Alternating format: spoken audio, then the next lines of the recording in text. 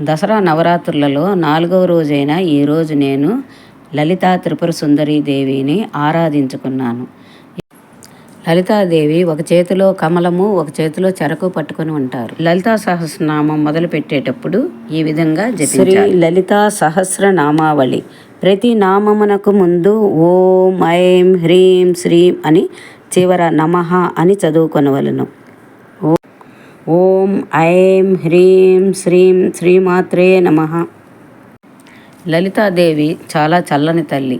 మేము ఈరోజు అన్ని కూరగాయలు, పండ్లు నైవేద్యం పెట్టుకున్నాము.